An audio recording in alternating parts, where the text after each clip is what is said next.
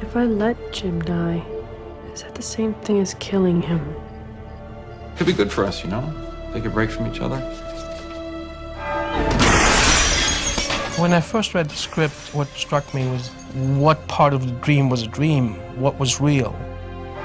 He's not dead. It's a different take on things, a different look at it, and it's done very differently to anything we've seen before. Oh no. Sort of brings up the question, if you were given a chance to make a U-turn to fix something, would you?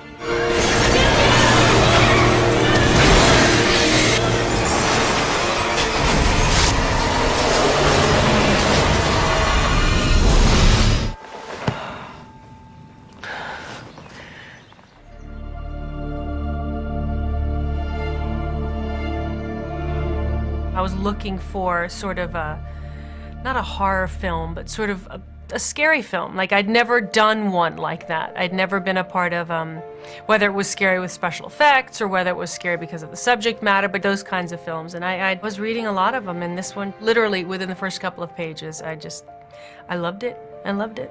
My producer, Sunil, and I were knocking around ideas, and we were talking about the idea of what would happen if a woman, her husband died, and she woke up the next morning and he was alive. And it struck me, what if the days of her week were like playing cards, and that you threw them up in the air, and wherever they landed and you picked them up is how the whole thing would play out. The emotional theme is every bit as important as the thriller theme. It's about the idea that all of us can kind of lose track of our days to where it feels like we're living the same day, in and out. There's no passion left anymore. There's no excitement to them and their relationship. Life took hold of them instead of them taking hold of life. And then she goes through this experience, which is called the Premonition, that kind of changes everything dynamically. What this phenomenon provides the character is an insight into what's really going on in her life, which she otherwise wouldn't have had a glimpse of. And it sort of brings up the question, if you had the chance to do it, not over again, but if you were given a chance to make a U-turn to fix something, would you? Jim, do you trust me? Turn around now.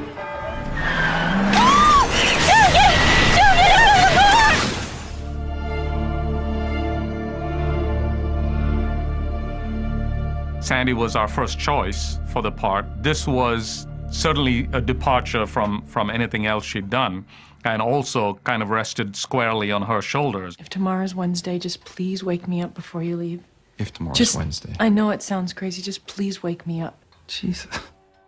When we were going to pick somebody for Sandy's husband, Julian sort of jumped out at us. My character, Jim, was kind of the catalyst for everything happening inside of the movie. It just felt like something for me that was just very different for me to play.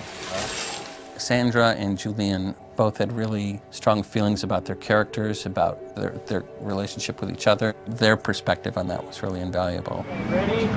And action. We looked at many directors, and I saw Menon's first movie, which was a German language film, which was really beautifully done. And then I talked through the script, had kind of the same ideas about how it was to be done.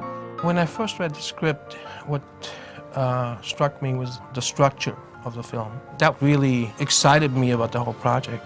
I remember just before we started shooting, Menon taking me through all the storyboards. You know, he had really done a very thorough job of figuring out how he was going to shoot it, and he brought his cameraman with him, Torsten Lipstock, which was terrific because Menon has a very special style in the way he shoots movies.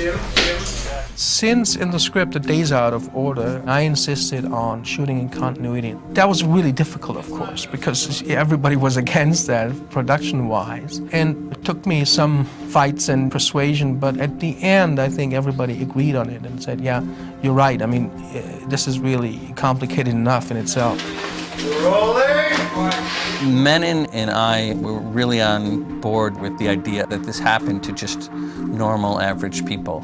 The more we, as the audience, were invested in the fact that this was a real, unglamorous, normal life, the more we'd be, taken by the strange phenomenon that she ends up being put through. We originally were going to shoot in New Orleans, and then Katrina hit, and we decided to shoot in Shreveport. It didn't really need to be a specific city, but the house needed to be You know, it's interesting. It becomes a character. We were really, really lucky to find a house in Shreveport where everything is connected. We really needed a flow. We need a dimension to be able to see through one room to another, outside. So we ended up getting an engineer, and we made what we call Wild, which is a movable wall. We set it so that we can take it away, we can get the camera behind it and use that space, and then we can put the wall back and go around and shoot the other side of it. And we took the roof off in the portion of the bedroom so that we could get these dramatic shots of Sandy in bed. Lots of times when we're looking for locations, it's a matter of looking at the shapes, the colors. How will this area stage out the best for us? How can we use it the best? The audience isn't going to say, "Isn't that a great door?" They're going to feel something. They're going to feel a sense in the house, and they're going to get a mood. You could feel that people live here. Everything was real. And that, I think, also helped the actors a lot. I wake up and he's dead. I wake up and he's alive. It was insanity. There was a state of chaos. There was always a time during each day where we would have to sit down and go, okay, where are we? What do I know? What do I not know?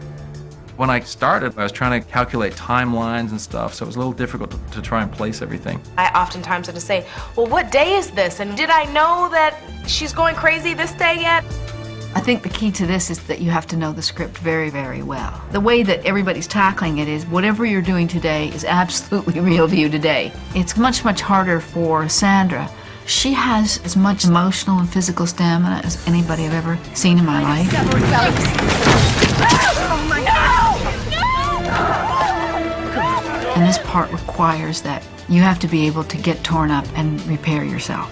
It's not easy getting up every day and go, okay, today I'm gonna put myself in the position that my husband has died, is going to die. I might be able to stop him or not stop him, find out he might be having an affair, find out I could change my life. Have I killed my child? You know, you're like at these levels of loopy. Everything's gonna be fine. No, Mother, everything is not fine. If you look at the film, she has so many states of mind, of emotions, so many different faces. It is truly amazing. There was a point when I went to Menon, I think I was just really tired and our schedule was crazy and I was going a little loopy. I said, I feel like I'm going insane. And he said, no, it's very good for you to do this. This is the character. I said, no, it's okay for the character to go nuts. You don't want me to lose it right now. So I need to find something to ground myself on. He says, I can't do that. You need to be in this place. And I'm like, oh, great. So it was really interesting for me to sort of just let go and use the fact that I was so frustrated as Sandy trying to figure out this schedule. I think it's the most difficult thing that can happen to an actor is when you're almost in every single shot of the film. I think she has 98% in the shot, so I really admire her. It was a battle every day, but Julian, Menon, and I were like, you know, high school kids, you know, the stupidity that went around. Hey, 2 cameras, hey, Mark. I have a feeling, a premonition. Something's gonna happen. Something's very wrong. It's just everything I've got the feeling too. And something is gonna come crashing down on us any minute, Jim. We're not gonna die now, but we'll die later. But when you're locked in a house for 3 months, you need an outlet. And stupidity was our outlet.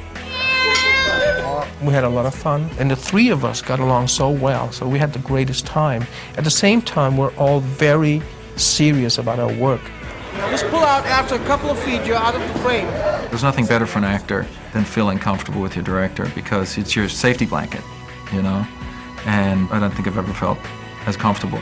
Our director is so good and insane in a way that I fully understood because he's German. Of course, she's half German, so, you know, for me, that was great. We could talk German whenever we wanted to. And there's many words in German, you know, that are very difficult to translate. So it was good for me because I could throw in a German word every now and then and she would understand it. I understood it. I got his loopiness, but there was a method to his madness that I got to the very core of myself. I think Menon has a way of approaching filmmaking. He's truly inspired by the moment. Mrs. Hanson? Yes? There was the scene where I'm at the door being told by the sheriff that my husband has died. We're doing it, and Menon, I said, tell me when we're gonna get to that point. And he says, we're gonna get to that point. So you get yourself in that, you know, state. And as I'm doing the scene, all these crows, out of nowhere, go and land on the tree that's right in my eyesight. All of a sudden, I see Menon just looking, and he's pointing to something, and I'm going, what is it? He goes, okay, now cut. We're gonna go shoot the crows at the tree. And I went, I'm sorry, you're cutting out of my close-up to go shoot the birds? He goes, yeah, you don't know when we're gonna have the birds again. Literally, he makes the cameraman run across the street with, I don't know, who was it, one of our grip selectors with a bat, hitting on the tree so he could get all the crows.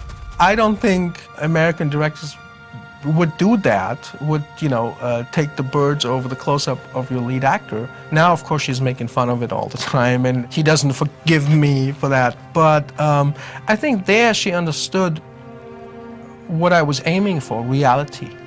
So for me, those birds were a perfect gift to happen at this moment. You knew that at any second you could be in the middle of your love scene and he's going, okay, let's go outside, shoot this, you know, like. And so I did want to kill him a lot. But at the end of the day, I loved him again. I could start the next day with love. I had a dream you're gonna die. It was only a dream. Some of this film feels almost like pseudo-documentary style. It's because we get an idea and you just go and shoot it. And action. We finished a scene where many of the people in Linda's life believe that she has fallen apart, and the decision is made to have her committed. No one ever wants to play those kinds of scenes because you want it to be chaotic and real enough and painful enough, but you don't want it to be one of those scenes that you go, oh, this is the scene where she gets carted off to the nut house. And what we realized was the whole focus of that scene had to be on the kids. We just said, let's just block it out and let's just shoot it. And let's let the guys, orderlies come in. I said, be as rough as you need to be because I will fight. So Menon and our director and Torsten, our DP, he put the camera on his shoulder and we just let it rip. Hey, Mark. Ready and action. I would never do anything to harm my child like they get away from me. Get off of me! You can't do this! Thing you keep wanting to look at are the kids. You just hear the screams coming. And the minute that we shot, those kids went to an emotional place that was so heartbreaking, and just the camera was able to catch everything. It was shot handheld because this is a more nightmarish, vivid approach.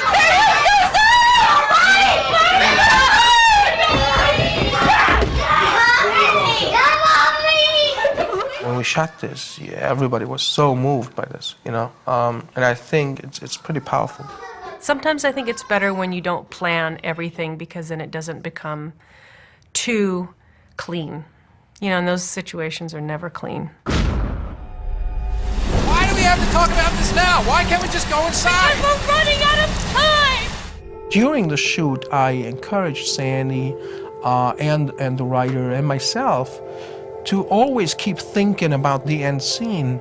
And the good thing was that since we were shooting almost in continuity, it was pretty much at the end of the shoot. So we had time to think about it. So many versions have been written. The first draft, he actually lives, and the whole movie leads to her saving him. And we've gone a little darker, but it also resonates more in terms of a bittersweet ending. It ends on a sadder but wiser note, which I like quite a bit. I think in terms of Hollywood, you would expect her to save him. And the film goes totally the opposite and says, no, you can't change the course of time. So I always felt whatever we do there after that has to be very positive. So eventually we came up with 3 different ideas, and in order to have choices in the editing room, we shot all those different ideas. Among them was this one idea that Sandy had that Linda is pregnant. And when we edited the film, we realized that she has to be pregnant at the end. So all the pain she went through leads to birth, to something rewarding. I think ultimately Premonition is about finding love again. I think that it's got a really beautiful message in that way, that let's stop every day you can and remind yourself to smell the roses.